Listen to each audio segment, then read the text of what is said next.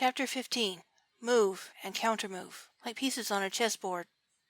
Johnny quickly faded out of consciousness. He was wakened some time later by a loud clunk, which he vaguely identified as something being hitched to the back of his ship. He fell asleep again, welcoming the oblivion that was preferable to the cold, raw feeling that made him shake from head to foot. When he woke again, he was looking at a starlit sky, and at the edge of his vision was a bright full moon. He was shivering violently and his teeth were chattering. He realized that he was wearing only his underwear and lying on an old blanket. Colors danced audibly through his visions. Sometimes they almost looked like a glimpse of dreams before they shifted unsteadily to some other shapeless rainbow. He wasn't alone. Spell songs and prayers were chanted over him. Some voices were high and sweet, others singing on alto, soprano, and one deep bass voice. Hands ranging from very teeny to one very large horny one were all touching him. He needed touch.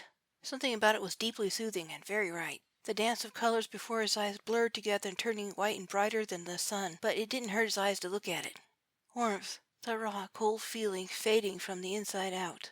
Light, heat, touch, song, prayer, faith, and love, all blended together to fill him within, helping him to stop shivering. The bright light vanished, the hands fell away, and the singing stopped abruptly. A rather large nose rudely shoved itself between his legs and inhaled deeply. Hot air blew out in a snort, inhaled again, and snorted once more before Johnny could gather his wits enough to protest. "Gah!" Johnny howled and weakly made to bat away the offending snoot that was already removing itself. The big horny hand that had been lightly touching his bare legs moved to the blanket next to his left leg to support a massive body. The nose returned to sniff at him, moving from just above his crotch toward his head. "Huh?" Johnny said as his mind cleared and he tried to get his bearings. "Bronwyn?" Snuffle, snuffle, snort. Great golden eyes half closed in concentration. She didn't answer, but continued to sniff every part of him. "Why are you doing that?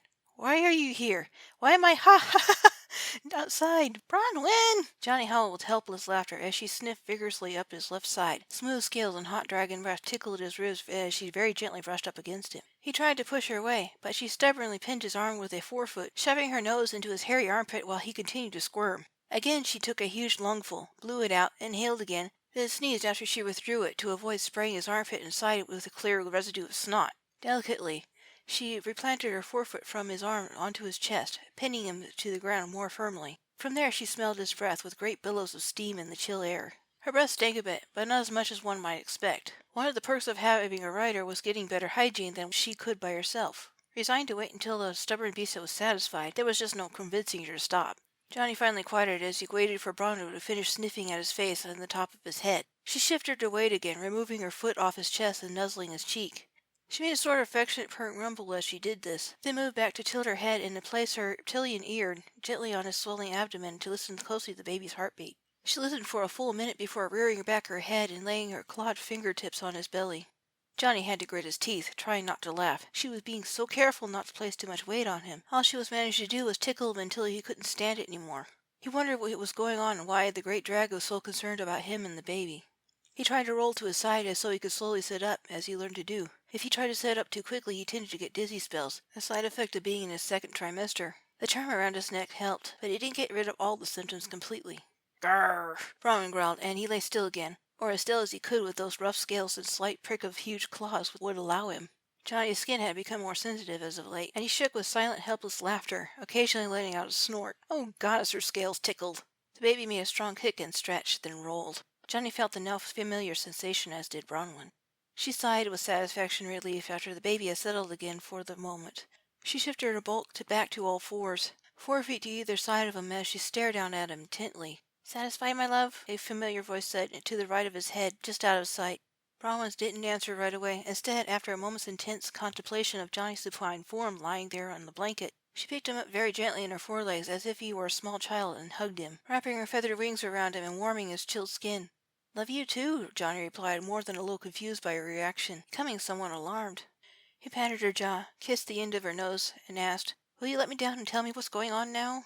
Bronwyn set him down with the greatest of care, so he had no trouble regaining his feet. As soon as her arms were clear, the others came at him, all in a rush, all speaking practically on top of one another. "Are you okay?" Hazel asked, looking so concerned as she threw a robe over his shoulders and embraced him. "He smells all right," Bronwyn rumbled from above his head. "We were so worried about you," Goldie squeaked from his left shoulder. "Daddy!" Precious cried as she threw her arms around his waist and buried her face in his robe. and Johnny found himself hugging both his lover and his daughter and having his left ear lovingly snuffled by Goldie's long-whiskered rat nose.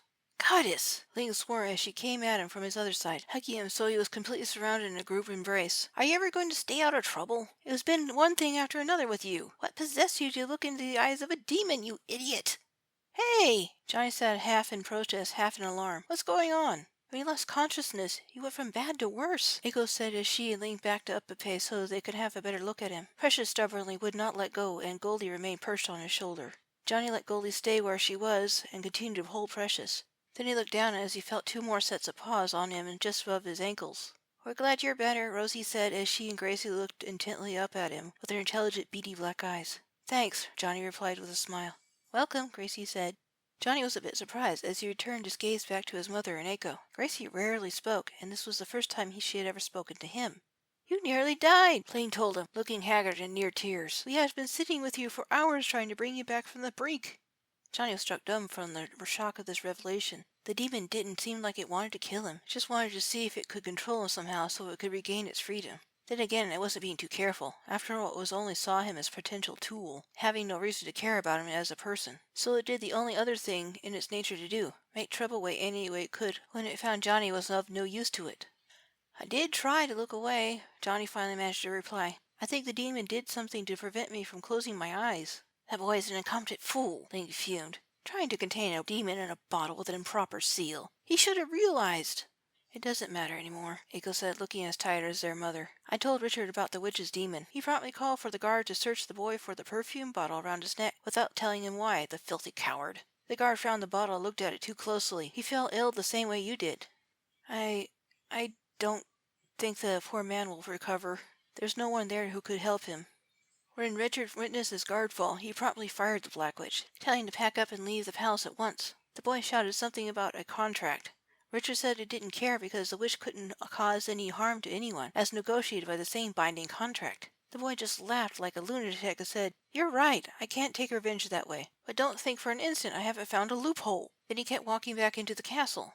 I hitched up my sandship to yours after he was gone and drove out here as quickly as I could, calling Mom on the way. You were getting worse. We were so scared. The ritual needed to heal you would call for all females who care or love you, Ling explained. No one's exactly sure why, but my guess it has to do with some kind of connection with the goddess being female. Isaac, Noah, and Steve would have come, but this particular healing spell would not have worked if they had got too close. They stayed behind in camp, and they're likely still praying for you now, and waiting for news. I'll call them now and let them know you've recovered. They'll all want to see you for themselves and that you're okay. Move and countermove, Gracie said reflectively as she groomed her fur by Johnny's left foot, like pieces on a chessboard. Ling blinked in surprise as they all looked down at the white rat, who now seemed to be ignoring them. I think she's right, Bronwyn said. The goddess made a move to balance what the demon did today, and in the process, removed a nuisance from a place of power for us. A minute later, Ling contacted Noah and he made a gate for the male members of his family to all come through. They expressed their fear and worry for him, then embraced him in a group hug, glad he was okay.